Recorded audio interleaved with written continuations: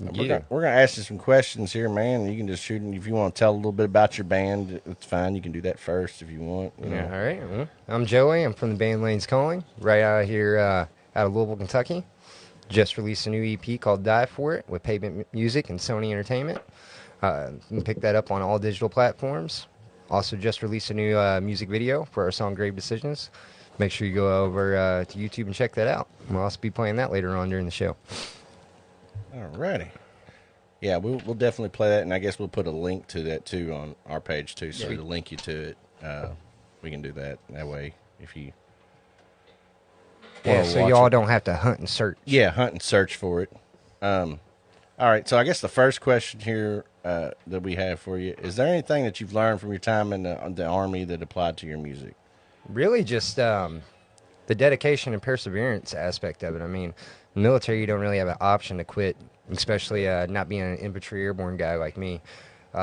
So with music's kind of the same concept.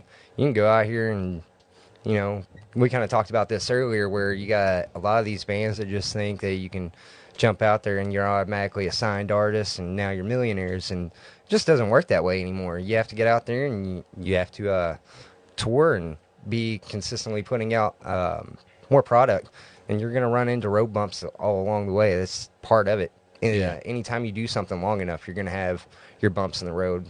A lot of people choose to give up with that. Not me. I like to, the bigger the challenge, the more fun it is for me when I beat its ass. Yeah. And that's the thing, like me and you've been talking about that. Like it's just, everybody just assumes that, like you said, you're going to get that deal. Doesn't work that way. It's just like going to college and playing ball or something. You just assuming that you're going to be in the NBA. Doesn't mean it's going to happen. You got to put the work in to get there, you know. So you can't just. It's not just going to just happen. And there's 75,000 other kids that are competing for that same spot, and they're all wanting to do the same shit. It's the same thing in the music business. You got 500-600 bands competing for the same spot on certain festivals, or opening up for certain acts, and it really is. It's an oversaturated market, and it's funny because a lot of people talk about how rock music and everything's kind of dying, and in a sense, I've said that, and in a sense, it really is. In a sense, it is, but at the same time, it's a lot of these bands that are failing to be successful nowadays. A lot of it's on them, and they refuse to see that fact. Just being out there and staying relevant, staying in the public's eye, I'm a big advocate of suicide prevention, especially veteran suicide awareness. Outside of that, I do a lot of charity and benefit shows for people for, no charge, just because I like to help wherever I can. The bands that are out here actively staying busy and trying to remain relevant, they tend to do so. The ones that go about it with the lazy approach, that thinking after a month of being out there, they're just going to blow up and be superstars overnight. Those are generally the guys who fade away pretty quick. Like we talked about too, you said you'd much rather go play a show, even if you're not making the money that you want to make or anything. Yeah. You'd rather do that than not do it at all. Exactly. Right? And that's the part of it. I'll play 1 million shows for free, especially if it's right here in the local area, just for the simple fact that I'd rather be on that stage, getting my music out there and heard, even if it's to 1, 2, 3 fucking people in the audience. That's still 3 more people that might have just heard my stuff compared to 0 hearing it while I'm sitting at home on my couch. Yeah, and just pumping it out hopefully it'll get seen, Exactly. All right. Joe, you want to take the next one? What was it like performing in front of an audience for your first time ever?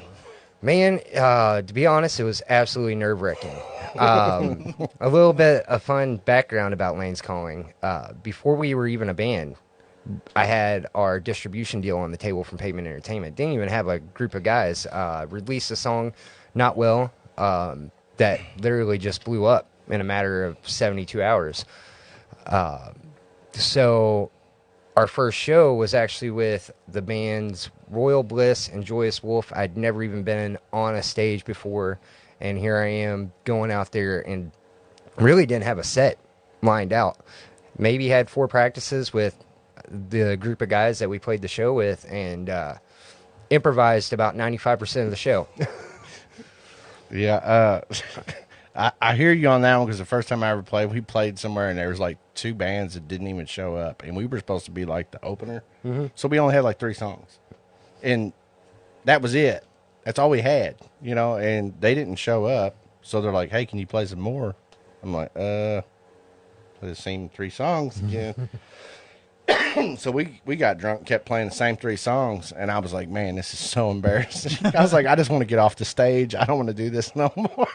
Oh yeah. I was like, but it's nerve wracking. It is, because everything that somebody's watching you do is you could screw up.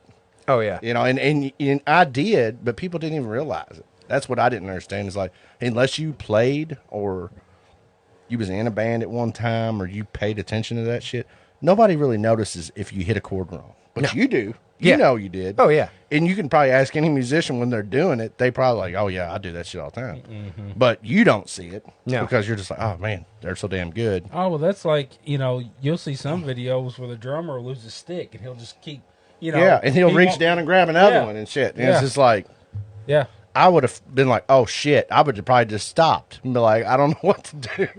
What I do with my hands? I don't know what to do. Yeah. No, kind of like you said, it is nerve-wracking, but you get through it and just push on forward. And that's kind of a big difference in the professional artists kind of compared to some of your local guys who might only play once or twice every 3 or 4 months is, the pros know how to recover when they make a mistake on stage. A lot of times when you see some of these local guys or guys who only do this as a hobby, you'll see them, they'll make a mistake, and you can see it in their performance. They kind of freeze up, or the show kind of pause a little bit. All right.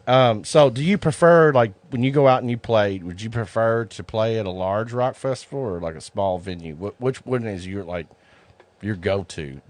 Even though if you were paid a lot more to do a festival, I'm sure, or smaller venues, do you prefer the smaller, like, heavy crowd, or do you prefer the huge crowd? That's a hard one for me, just because there's a lot of benefits to both sides of that. With your smaller venues, obviously you're going to have a more personal show, and you're going to be able to interact with everybody that's there.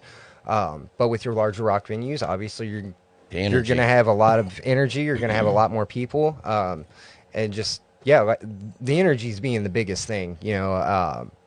If I've got 50,000 people out in the crowd in front of me, I'm going to be a lot more. Yeah, I hate to say that because I like to think that I put on the same show for, regardless if it's one person or 100,000 people. But obviously, when you got 50,000 people, there's going to be a lot more energy in the crowd, and it's a lot more fun to play off that. Yeah, the drive from the crowd. Oh, it's going to do it. So, rough guesstimate, what's your biggest crowd probably? Rough guesstimate, probably when we played with Pop Evil at the Mercury Ballroom, completely sold out. So whatever their venue cap was, say probably around 1,000, 1,100 right there. That's still a lot. I mean, I think there might have been 20 people in there. I was nervous, but and that may have been like feeling like there's 20. It might have been 5. So Joe, you want to take the next one? Yeah. Were we? Okay. How did your band come together? That's kind of a funny story in itself too. As we got the distribution deal on the table from Pavement, I was literally laying on my couch one day, and I'm like, well, I kind of have to put together something. I can't do this by myself. Wish I could. If I could play all 5 instruments, I'd be fucking golden. But White Stripes. Right. There we go. We got the White Stripes for them, yeah. But no, if I so I'm sitting on the couch and I'm like, well, I have a 5-year distribution deal sitting on the table with a major label, and I have no band. Hadn't even thought about it up to this point. Didn't even have a band name.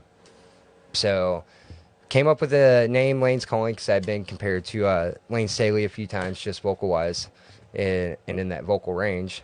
So came up with the band Layne's Calling as kind of pay homage to the king of grunge and alternative rock from that era. And then started hitting up a lot of the guys that I went to high school with that I knew were pretty good musicians back in the day when I was down with them. Put together my lineup of kind of just different guys from around the Louisville scene, and built on it from there. Cool. Yeah, I was gonna ask you that question because I was curious because I didn't know that. It is not on here. I was gonna say, so is Layne's calling got anything to do with Layne Stanley? Yeah, I didn't ask that one. And I was just curious because I was like, I did happen to run across one of your older, I guess, one of the songs you done Man in a Box, right? It's pretty badass, by the way, because I couldn't tell the difference. So I appreciate it. That's a good. I was like, listening to it in my car, and I was like, damn. I was like, never heard this verse. It's like, holy shit. I was like, all right, well, maybe that's why. I was just going out on the fly. I was like, maybe that's why. So when you're out playing live, what is your favorite song that y'all have to play live to get the crowd going? Don't say all of them either, because that's a Yeah, I cop-out. mean, Some are better than others to play live. That's a cop out. You know, nobody enjoys playing all their songs live. I don't know. I really Break Me, probably. Break Me. And That's a just good song. because I get really amped up in the middle of that song. I don't know why. It's probably the one I choose to jump off the stage to most. If you ever come to a live show, I never stay on the stage 24/7. I feel like that's boring. I like to get out there and get the crowd involved and jumping around. When we were actually down in Slidell, Louisiana playing, they had it was about 6 foot jump off the stage because it's a festival style stage. I'm jumping off there in the middle of the fucking crowd, just doing my thing. So if I had to guess, it'd probably be Break Me. hell yeah. Because I've done that. That's fun.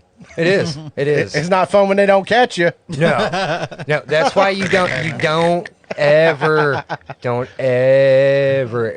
rely on the crowd to catch you. I always jump straight to my feet. All right. So, Joe, you got the next one there? Yeah, so all your years of playing guitar, what made you decide to make the transition to vocalist from guitarist? My wife, actually.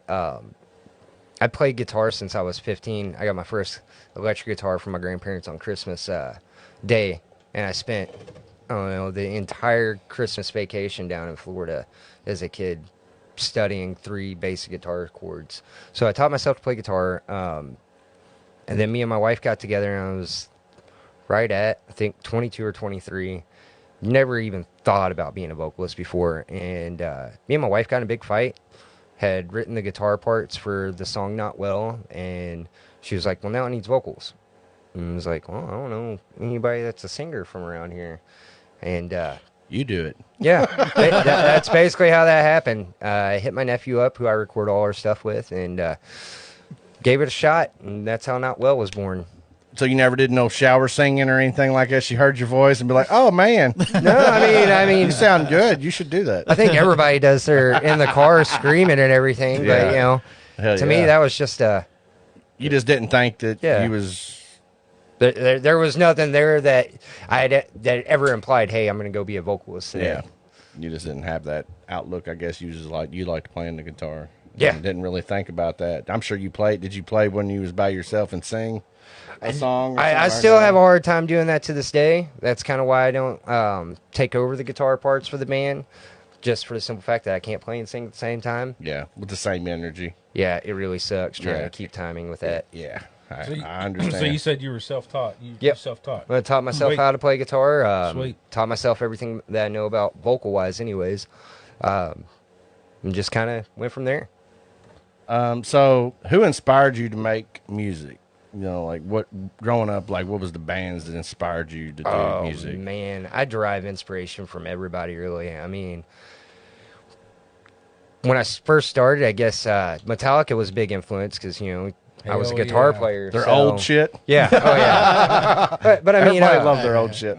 But I mean, I started off as a guitar player, so I guess I really derived a lot from Metallica, Pantera, Dimebag Darrell. He was the big one, when I was in high school. Megadeth, Dave Mustaine. So I kind of grew up on those guys, but as I kind of got older, I've kind of shifted more towards the alternative rock style. Don't get me wrong, I still like to go heavy from time to time, but I still like something with a little slower down groove. Who would you like to collaborate with, living or dead? You got to, come Metallica. up with a song. Well, you get one of each. One like is living and Somebody that's living and someone that's Yeah. dead. Collaboration with somebody that's living and somebody that's dead. Somebody that's dead, I would have to say Eddie Van Halen. That would be That'd be sweet. an absolute. He just died not too long ago, right? Yeah. Not too long ago. Yeah. So honestly, if you'd asked me this question a few months ago, it'd probably been him living. But Hell of a guitarist. and then living, I don't know, man. I always thought it'd be cool to do something with Alice Cooper because he does Nice. he does We so said much that. cool stuff with so many different artists. I mean, Dude, and they say he is the smartest. He's smart. He's He is smart and so intelligent. I got to play a show with this kid Dash Cooper and their band Co-op, and just so down to earth as far as being awesome, chill people. And then on top of that, if you ever look at Alice Cooper's track record, he is a reason why a lot of these artists are known today. Like Nita Strauss, Jason Hook got his start with Alice Cooper. John Five did some stuff with Alice Cooper. I mean, this guy is responsible for bringing a lot of musicians into the light, So I think that'd be a really cool one to do for a living. Hell yeah, it's Alice Cooper. So if you could go open a show for any artist, who would it be? Ooh, It's it's a hard one. Yeah, I'm being hard on you. Yeah, that's a hard I was one. like, thinking dude, of- Joey's Now like, I'm man, gonna, damn, I'm gonna make y'all so being many rough. people offended. You're being rough on me. Lots of people gonna get offended on this one. That seems to be the thing I nowadays. mean, it's your is. dream, I guess, of opening Yeah. up for a band. So, I mean, shit. I don't know, man. I've done so much cool stuff, and I've seen some really cool stage shows. That's my hard thing. Like Tool puts on an awesome stage performance. Metallica has an awesome stage performance where I had the pleasure of setting up for them at the Yum Center, and they actually have like 100 drones that fly out of these boxes in the middle of the show and do this cool little drone formation and everything. So I don't know. That'd be pretty badass. Yeah, that's Open up do for that. that shit. yeah, that's a really hard one. Like, I'll open for that. Yeah. I mean, that's a really hard one, honestly. But if I was absolutely made to make a decision, I'm going to throw one out of left field here and go with Elton John. Nobody's going to expect that. And this is why. Whoa, yes. Yes. You threw me for a loop. That's a- Yeah. I'm right next to you. Curveball. Yeah. Shit, that's a I'm backflip. throwing a curveball at everybody. And the reason why I say Elton John is he was another one I had the pleasure of doing stagehand work for him when he was at the Yum Center. And hands down, he's got one of the coolest stage setups I've ever seen in my entire life. It was the end of the Yellow Brick Road tour. Yeah. And just as far as awesome production team, awesome sound team, guys who were on point, knew exactly what they had to do day in, day out. Super fucking awesome. So if I had to go with somebody that I know is going to make for an awesome show, I'm probably going to go with Elton John on that one. That's cool. I was like, that's Yeah. different. Yeah. It's definitely different. Did not expect that, but that is awesome. Did not. Yeah. Yeah, you threw me for a loop on that one. I didn't expect that one. Well, Well, yeah, we kind of covered this one. I mean, somebody might have covered him. go to the next one. Okay. So, do you have any upcoming shows? Upcoming shows, actually, yes. March 13th, we have Christy Stewart's birthday bash at 21st in Germantown with some really good buddies of mine, Below 7. So we'll be there March 13th, 21st, Germantown in Louisville, Kentucky. And then you can also catch us April 15th with Flaw at 21st in Germantown. And then May, I want to say the 13th. Don't quote me on this. I could be completely wrong on dates. In May, we're also playing a suicide prevention festival called Break the Silence. That's going to be coming to Louisville, Kentucky. So you can look out for that. And then Trauma Fest in August out in Kansas. So Sweet. we've got a few things that are coming up. Hell yeah. There's still a few more shows that we're waiting on the go-ahead to give the details out for. But as soon as I get those, we'll definitely be releasing that out. Sweet. I guess it was somebody's birthday. Is it Yeah. your birthday We got today? somebody up here that says happy birthday. Yeah, that's my little nephew. He's a dick. Damn. You don't want to shoot him in the leg, do you? Kinda. He's He's probably like- on there telling everybody how old I am now.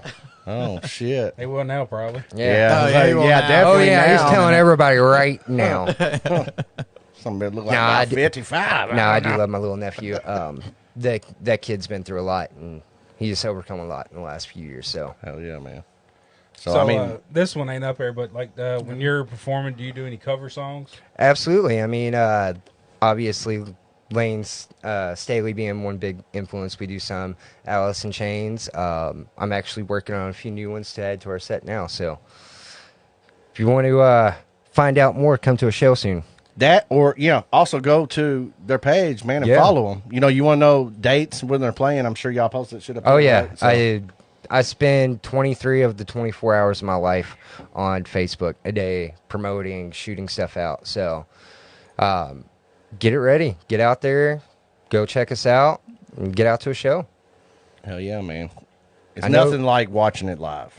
No, there's really not. And I know everybody's been asking about live music with the COVID stuff. So here's your chance. If you want to see some live music, we've got a few venues in Louisville that are doing it. Get your asses out there. They're going to stop Things doing are it. slowly coming. Yeah, They're slowly progressing. down. Yeah. They're progressing.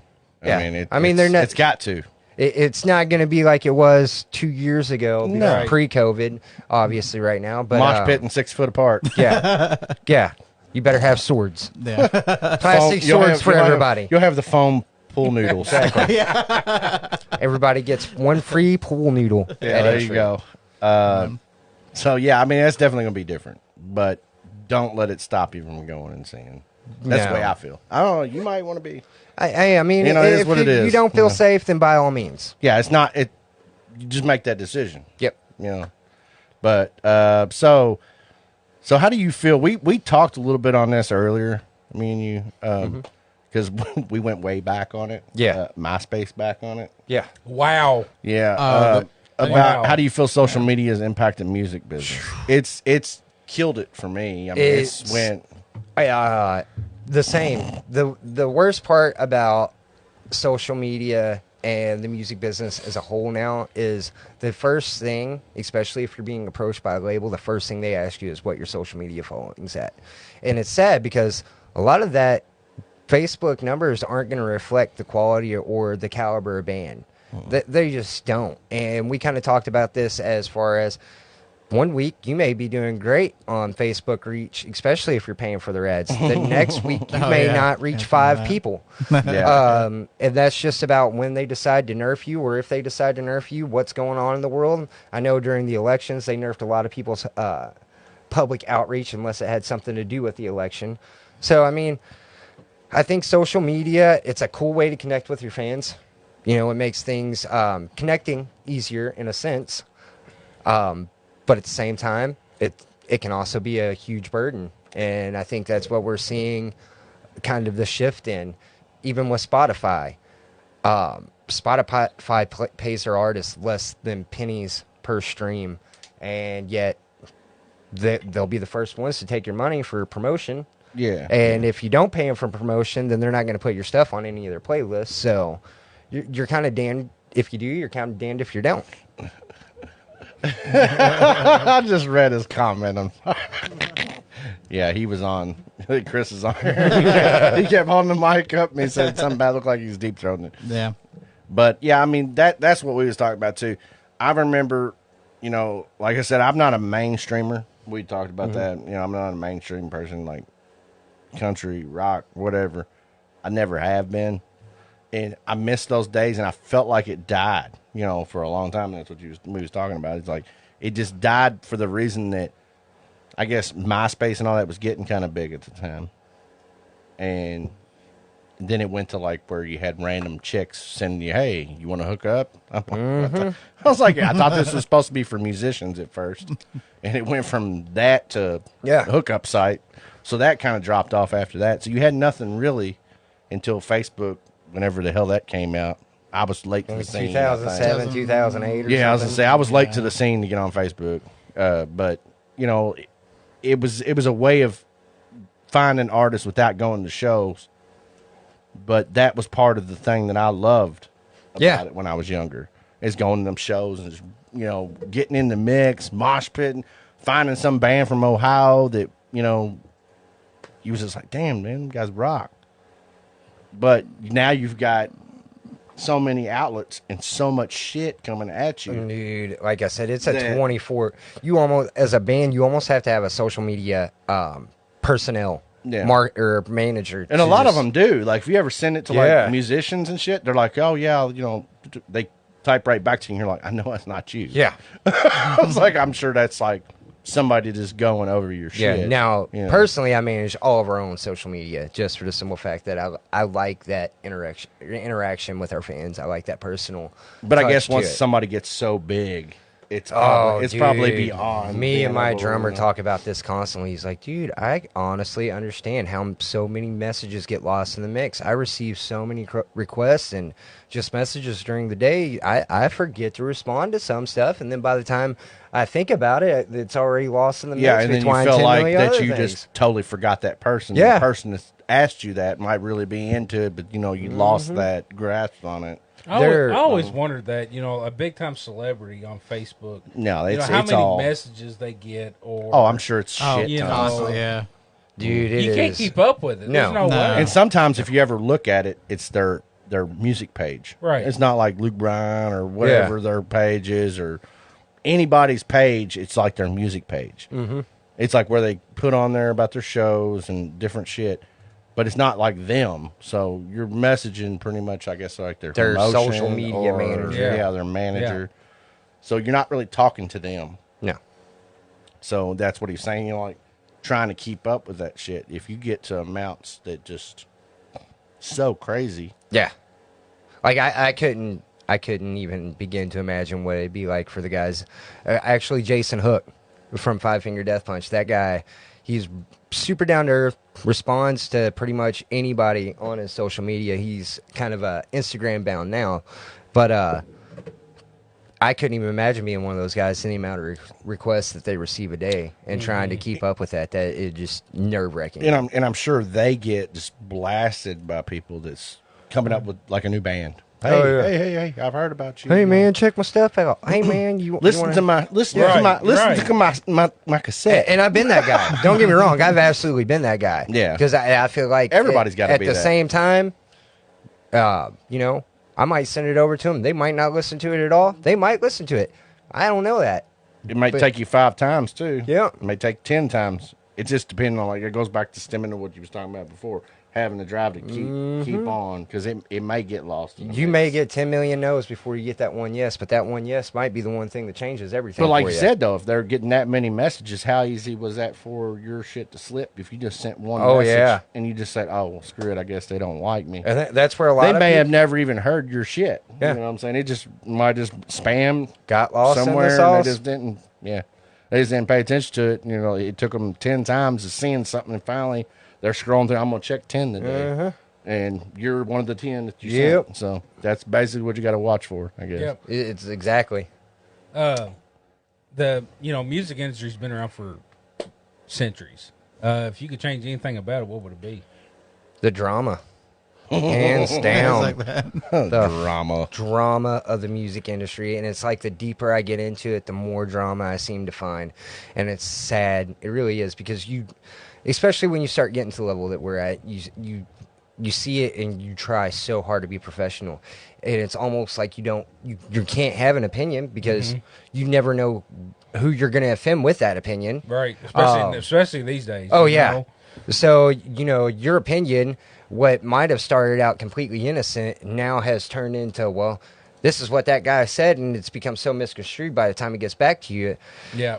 Oh, so, I mean, between social media and between just the drama of the music industry, if I could eliminate those two things, that'd be golden. Yeah, that and the thing of the sense too with the drama is I don't know if I'm assuming you probably noticed, but musicians in general, from what I've gathered from it, some of them are very, eccentric on certain shit. Like They paper become straws. divas. You might, like I said, you may say something about plastic straws, and that son of a bitch just gets pissed. And he's like, I'm never working with you again. It could be some dumb shit. Just absolute simple. Just you could be like, okay, well, we don't agree. It could be something that they're just so, but they could be the baddest fucking drummer you ever seen in your life, or guitarist or whatever, but you just slip up and say one thing that they don't agree with. Yeah. Them motherfuckers walk out, they're like, I can't deal with him. Oh man. Like, they're real eccentric. If they're really good, for some reason, I don't know why that goes hand in hand, but it just does for some reason. I don't know. It's a death trap. It really is. Social media and having an opinion can be a death sentence real quick. So my biggest thing, when I first started and everything, I used to be real big into, well, let me go take all my problems to Facebook. And then, fuck, no, I would not wish that on my worst enemy at this point. I'm like, no, I bought a journal for that reason. I'm like, if I got fucking something to say, I'm just going to write it in there. 'Cause guess what? Ain't nobody at home reading that shit. I was like, don't tell them about that shit. Yeah, ain't nobody at home reading that shit. So under that one too, like, what's the best advice you've ever been given? Like, if you think back, like somebody told you, like we talked a little bit earlier about, I played with a guy and he went off and he was really good, but he went off and played in Nashville. I'm assuming he got the position because he never messaged back or anything, but was talking about watch your shit because so many people will take your shit. Oh man, And yeah. then, and that's just the theory of it, but Definitely protecting your material, but as far as best advice, I would have to say, kind of ties back into the last question too. Me and Paul Crosby of Saliva talk quite a bit, and just staying in your lane, focusing on what you're doing, focusing on building your own empire, not focusing on what everybody else is doing. Right. And staying professional. Honestly, if you stay professional in this business, you focus on what you're supposed to be doing, and you stay away from the drama and everybody else's bullshit, focus on building your empire, you're going to be all right. Mm-hmm. Too many people get caught up in that drama bullshit, let me tell you. And I can't catch a break, guys. I seen this interview with Joe Rogan, and he was talking about it. The I can't catch a break, guys. Keep them the fuck away from me. I can't stand that shit. Everybody, they're toxic. It's hands down toxic. Well, why does everything always have to happen to me? No, keep that away from me. Because hands down, we talked about this a little bit earlier. We're all afforded almost the same opportunities. I've seen people who grew up in some of the hardest fucking hoods that you could imagine that are now senators and congressmen. What's your excuse for that? They didn't give up. Yeah. They strive to be something. Mm-hmm. They didn't just say, "Hey, well, woe is me. I live in a trailer and I'm never going to amount to nothing." If you have that attitude, it's going to reflect on it. You can be anything. That's part of living the free world we live in. Is you have the choice to do it, whether you take it or you don't. That's on you. Right. And I think that's where a lot of people have confused choices with privilege in a sense. Mm-hmm. We all have choices to make. Mm-hmm. We make choices from the time we wake up to the time we go to bed. Those choices, they dictate what your future looks like. Yep. If you're making the right ones, guess what? 9 times out of 10, you're going to have a decent future. And it's always the ones that say, I can't catch a break, that you notice they're always the ones that are broke. They're hitting you up for money. Hey, man, can I borrow $40 this week? Those are always the ones that seem to be struggling the hardest. Right. And it's because they refuse to change their surroundings or their situation that keeps putting them there. I used to be that way for a long time. I used to think the fucking world owed me something, or that I was just entitled to this because I served in the military or whatever. And it doesn't work that way. Hands down, my platoon sergeant gave us some great advice right when we got back from Afghanistan. He was like, you all spent a year doing some really good shit over here. Nobody gives a fuck anymore. Plain and simple. Nobody cares what you get over there anymore. Yeah, we do. Thank you for your service, by the way. But yeah, like you said, like you did shit over there. Like I've watched videos where you went over there and you've changed their way of life. Made them like pay attention to shit. They could have stopped a lot of that shit, but it took us going in there to get them on the right track, but to watch them fuck it up again. Yep. And I'm like, what did I go over there? What did my men that I was serving with? What did we sacrifice our lives for? To keep on doing it. So, like, yeah, he said, they don't, because they're not going to tell that. No. They're never going to tell that.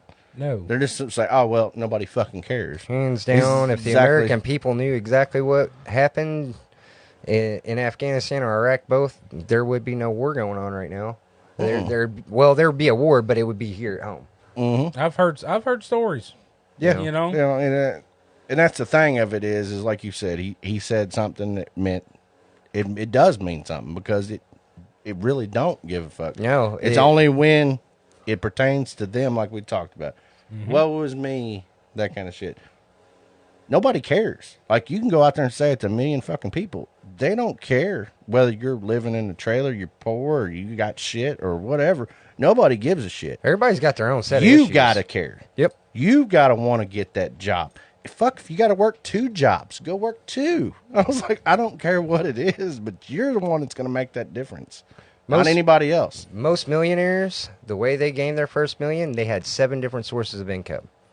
That's the level I strive for. Yeah. You know, most people have goals, and I kind of try to go back to what makes people happy. You know, if your goal is to drive a $250,000 car and live in a $500 million house, and that's what makes you happy, if you have the drive and the ambition to go Figure do out how so, to then get go that. do that. Yeah, figure out how to do it. If you're happy living in a 1-bedroom house on the lake or whatever and driving a $2,000 beater car, if that makes you happy, then by all means, go pursue that. Right. Yeah. I'm not telling anybody that they have to go drop everything they're doing to become lawyers to be successful or whatever. I'm just saying, if you want something bad enough, you will do whatever it takes to get there. It's a happiness factor. So whatever makes you happy. Yeah, and a gotta- perfect example of that is an addict. If you ever want to see what happens when somebody wants something bad enough, watch what an addict will do to get their fix. They'll do anything. Be that addict, but with a job. Be that addict with, I'm addicted to making money. I like to make money because I like to spend money. So that makes me happy. Spending money makes me happy. I know what I have to do to go do that, to be able to do that. I know what it takes to, what I have to go. If I want to live this lifestyle, I know what I have to do to continue to live that lifestyle.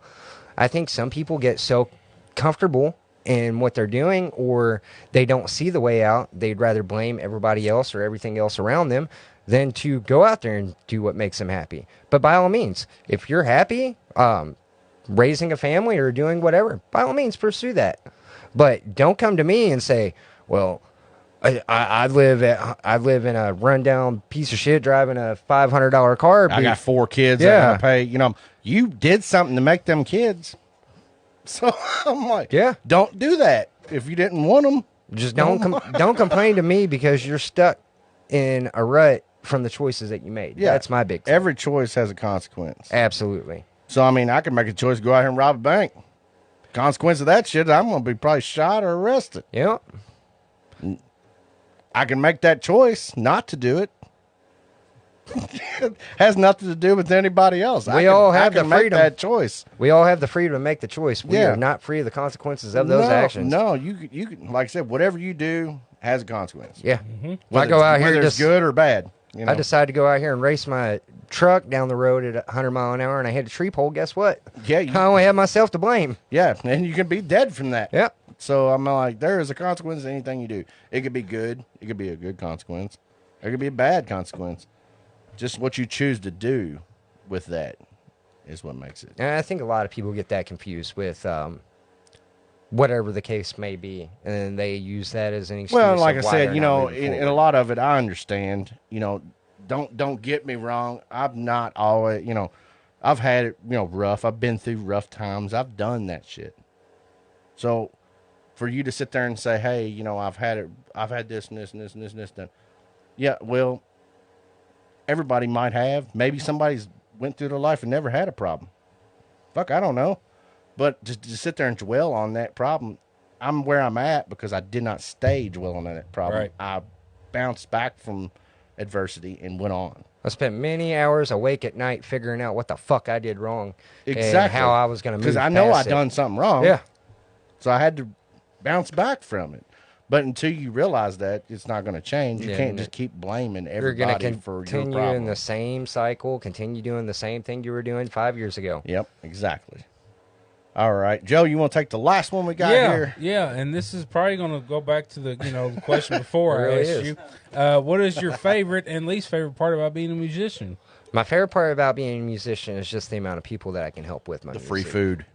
Oh man, I wish. I I think say free wish. alcohol. Man, you know what my free food consists of is Taco Bell. Yeah, I while was I'm gonna on say you tour, get a free man. taco. Yeah, but no, just being able to help people with my music. That's kind of why I got into it to begin with. you know. Interacting with people. And, Yeah, you know. I'm a vet who suffers from PTSD myself, so I had one of my best friends, Fred Lewis. He ran this organization called Team Vetscape, whose sole purpose was to take some of these vets that were coming home that were broken and told that they'd never be able to do anything. And we were finding things that they could do, and we were keeping them active and keeping them out of their own mindset and becoming their own worst enemy. So that's kind of what I try to do with my music. I try to relate to people, and I try to allow people to see that side of me so that maybe somebody who hears how broken I was can go, hey, you know what? At least I'm not here by myself. Right. So that's probably the most rewarding part about being a musician is knowing that somebody out there, I might have helped pull them out of a depressive episode, or they might be angry, ready to beat the hell out of whatever, and now they have something to go do or listen to. My least favorite part about being a musician, right back to the whole drama, man. If I could go out and play music every night on a stage in front of a crowd and pay my bills without the drama, I'd be one happy man. Yeah. Yeah, and like I said, a lot of it, like you said, telling a story with your music. That's why I listen. That's what really draws me to music. It's like music was my outlet for a lot of times when shit was going south. That's what I did. I played. I'd be like, man, I really like that song. I'm going to jam out that song, play that song. And that's what you're striving for to hit people on. Yeah. And that's, some people don't get it. Some people don't really get into music that much. Maybe they do. I did, and I went to a lot of stuff that I would listen to that for. Yeah. So that, that took the heavy rock and shit. People are like, what are they saying? But if you actually listen to it and actually listen to the story that it was telling, then you never know. Then you get something out of it. But a I lot of the new shit just don't have a story to it. I tell y'all what, I mean, anymore, I can't hardly listen to the radio. The new shit, it's garbage. It sucks. Yeah, it sucks. that's what me and him were talking about. Same recycle beat, same recycle same guitar G, riff. C, D, AM, minor. Today's nothing. country is not country no more. It's garbage. Yeah. And it's what people always like. Oh, did you hear that new Luke Bryan? I'm like, what? About skinny jeans and drinking beer? I'm like, not really interested in it. Give me some fucking George Strait. Yeah, I was like, Jackson, something that actually had, like I'm big into like they're getting bigger, but like Tyler Childers and shit like that, they were kind of Americana is what they classified them as. Yeah. But, it's storytelling in music. I like getting something from music, whether it's telling a story or whatever. But the same shit, they got a verse and a same repeated chorus, and that's all they got. And sometimes they can even have like a little bullshit verse and then the same chorus. Sorry, that's me. Times. God dang. Sorry, that's me. Sorry. Or they can have the same. I was like, boom, boom, boom, boom. Yeah, They can have me. the same chorus. That was Just me. keep playing the same chorus. And like you said, it's the same G. You can change up the tempo of it. Or the strumming pattern, but it's Strumming, the same. it's the same shit. It's still a G. It's still an A. It's still a D. It's all the same chords. They're not trying to be anything more than just let's make an album so we can get paid. That's exactly what And it is. that's what I feel like a lot of the shit is I went to the lake, drank the beer, boom, there's an album. Here's a fun story for all of our listeners tonight to just prove how much I don't care about the money of this business. I still haven't even completed my sound exchange registration to receive our digital royalties. Yeah. If that tells you how much I don't care about the money in this business and I would rather just play music, I haven't collected a red cent from our album. And haven't even finished the registration process to do so. Yeah, dude, there's so much shit into all of that stuff Oh my that people don't even gosh. realize, Man, I hit, actually, our manager, Paul, I hit him up the other night. I'm like, man, I'm sitting here, my BMI registration got kicked back. I was like, I don't even know if we're going to get paid for the first 50,000 streams of our album. He's like, I'm not a BMI guy, I'm an ASCAP guy. I'm like, this is fucking confusing. Yeah. Because it's sitting here asking me for like our CD number and stuff. I'm like, I don't even have a hard copy CD. It's all digital, so I don't have a CD number. What the fuck do you want from me? And then it's one of those where if you make a mistake, you might not get paid for the next 5 years because you made one stupid clerical error. Yeah, you didn't do something right. Yeah. You know, and that's the gist of that I'm working in right now, trying to get this radio station up on, Yeah, on and the now- page. It's so much stupid shit you got to do. And then Jim Bob in Africa might be getting your royalties because you made a clerical error. Yeah, somewhere. it's even just stupid shit. I'm like, it's like, oh, you didn't send this link right, but I mean, there's like 50 fucking links. I'm like, what am I supposed to do? You know, like ain't nobody knowing what the hell they're supposed to do. So Yeah. it's just, I guess it's a rule of thumb trying to fix Oh, it the right man. way, you know, but I don't know.